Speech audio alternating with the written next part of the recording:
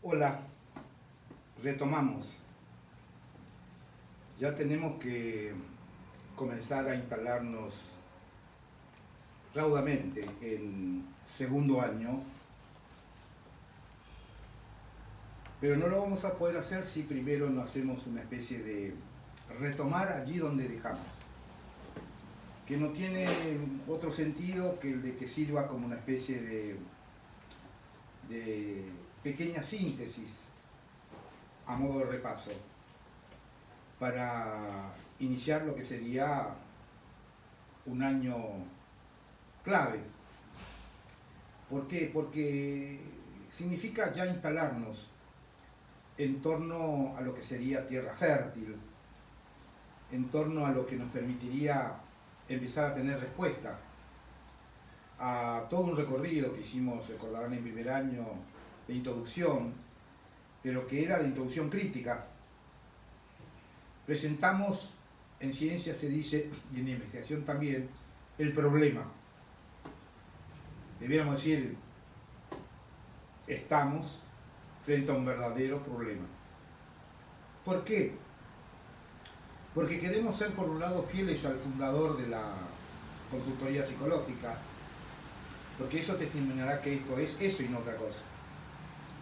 Pero, por otro lado, eso significó tener que lidiar con el aporte del maestro inaugural. Y lidiar con ello, recuerdan, desembocó en una verdadera situación dilemática. Había que ser fieles a Roger, si no, no sería consultoría. Pero por otro lado, bajo la exigencia de la ciencia, dijimos. Y en consecuencia allí es donde nosotros nos encontramos, en esta doble y por momentos paradojal exigencia, con verdaderos interrogantes. Pusimos en cuestión el año pasado a la propuesta, diríamos, dominante, inaugural, con que la consultoría psicológica se instala en la Argentina. Por un lado, los fieles a Roger, y por otro lado, quienes éramos, decíamos, amigos de Roger, pero más de la ciencia. Y cuando se transformó en una carrera oficial, comentábamos el año pasado, y allí el título exige referencias precisas, rigurosidades, epistemología, metodología y técnica son las exigencias de la ciencia. Y en consecuencia, si somos fieles a esos postulados de la formación de nivel superior, como es esta, entonces tenemos que someter esas condiciones al planteo rogeriano. Y lo hicimos. Y fuimos críticos. Críticos, antes que nada, a la versión local rogeriana. Y eso nos llevó a tener que lidiar con el propio Roger. Y fuimos amigos de Roger, pero más de la verdad. Y en esa instancia descubrimos dos cosas contradictorias.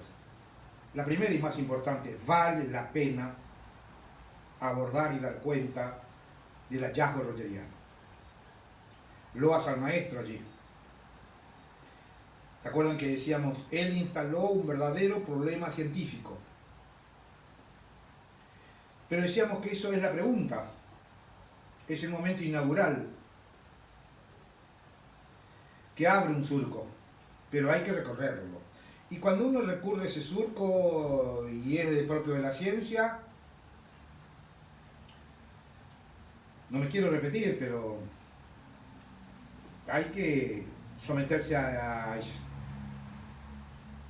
Y entonces dijimos que la pregunta que giraba en torno a empatía tenía que encontrar una correspondencia rigurosa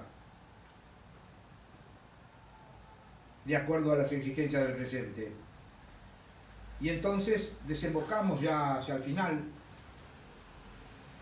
en que es posible mantener la propuesta rogeriana porque soporta, resiste y se sostiene frente a las exigencias del método científico. Pero también decimos que eso es una primera condición. Y esa primera condición exige un segundo movimiento. No solo el problema debe ser científico. Por supuesto, lo hace Roger, que lo instaló y es el padre fundador. Pero el segundo movimiento, inevitable, es que frente a todo problema, que es una pregunta, exige una respuesta bajo las mismas exigencias. La ciencia, el método científico. Y lidiamos con Roger. Y lidiamos sobre todo y además porque es necesario con la versión rogeriana oficial con que se inaugura una propuesta que permite recorrer un camino de la mano de la ciencia y tener un título oficial de nivel terciario, de nivel superior. Y eso para nosotros es muy valioso. Eso para nosotros es suficiente para decir que vale la pena lidiar con ello.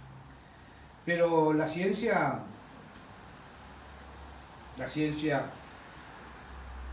es cruel y no toma asiento.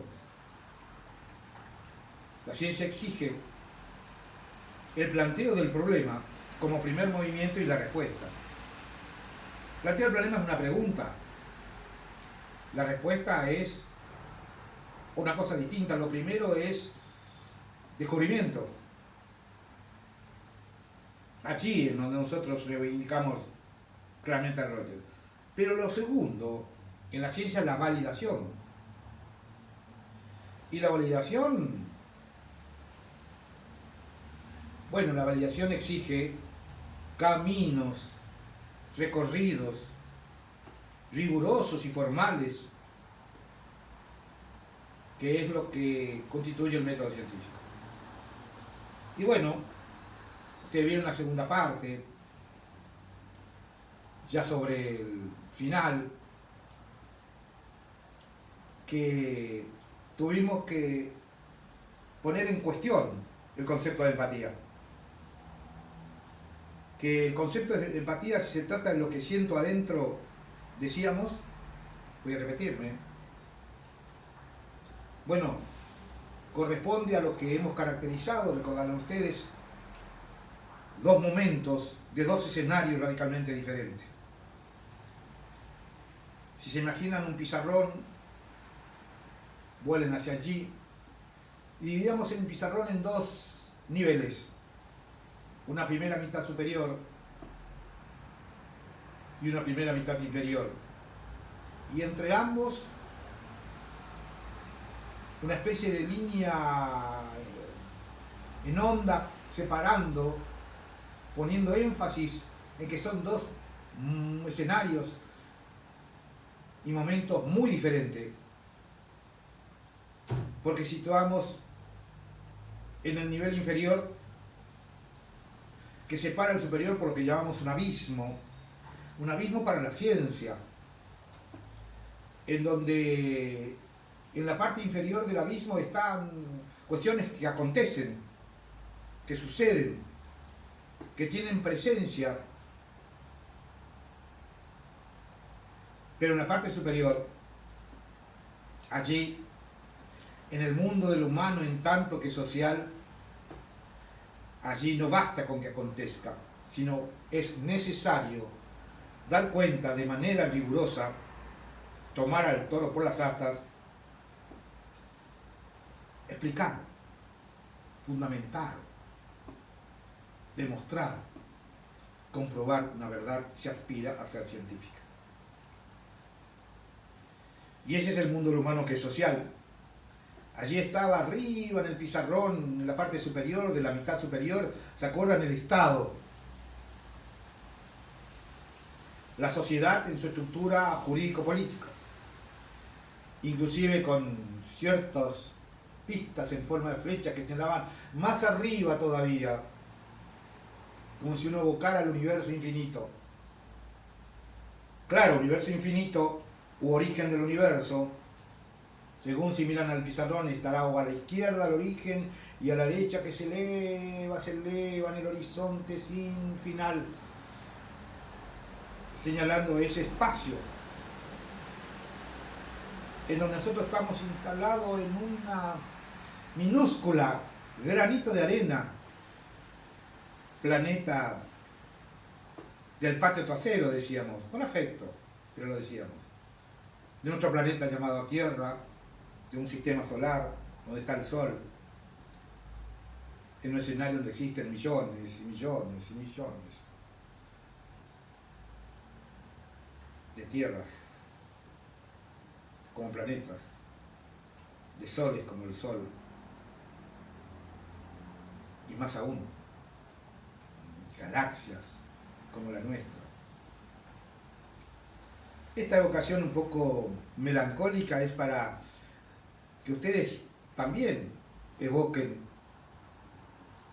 lo que muchas veces nuestro propio narcisismo, nuestro propio egocentrado que somos, y por algunas conquistas valiosas de la humanidad, que a veces somos capaces de elevarnos en pensamiento y volar hacia allá, hacia los dioses.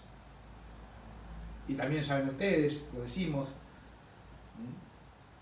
podemos adentrarnos en lo nuestro y darnos cuenta que somos vida, como diría Hegel, solo vida y nada más que vida, y que la vida no es sino una conquista tardía de lo que fue lo que es nuestro hogar inaugural, que es la Tierra. Fenómenos físico-químicos, fenómenos orgánicos y finalmente fenómenos sociales y humanos. Y allí, en nuestro hogar llamado bendita Tierra, como organismo viviente, capaz de acción inteligente, y el reino de lo social y la sociedad y el espíritu y el pensamiento y la verdad y la razón, allí estamos nosotros. Por un lado, criaturas insignificantes, mortales finitos, y por otro lado, con esa capacidad fenomenal de elevarnos en pensamiento. Y allí estaba Roger, con sus sueños y su ambición de conquistar un campo de la ciencia. Pero en vez de él postular elevarse hacia lo social y lo universal infinito, él postulaba no, con una modestia franciscana, si es que vale la expresión, centrarse en cada uno de nosotros. Pero no solo en cada uno de nosotros en tanto que humanos y seres sociales, más aún en cada uno de nosotros, pero adentrándonos en el cuerpo mismo, en relación a lo que sentimos adentro. Empatía. ¿Se acuerdan? Y reforzaba ese concepto con tendencia actualizante. Y la tendencia actualizante ya nos hace prisioneros del orgánico. Por eso nos peleábamos con esa categoría. Porque lo sabemos, nosotros tenemos tendencia actualizante, porque somos narcisistas, egoístas, pero también, obviamente, porque tenemos el reino del pensamiento y no podemos apropiarlo. Pero también sabemos que es al reino de la libertad que habitamos nos lleva hacia lo contrario a la tendencia actualizante. Puede ser una tendencia opuesta. El bien y el mal, decía alguien famoso en la filosofía. Lo bueno y lo malo, lo mortal y lo sublime. Todas esas, digamos, referencias que hicimos, era para no caer en una especie de centrismo de lo que no es sino aunque tenga que ver con las entrañas de la carne y de la vida, y del orgánico, por un lado no es más que lo psíquico, lo individual, de un mundo sin límite, decíamos lo social. Pero nosotros ocupamos ese lugar tan peculiar,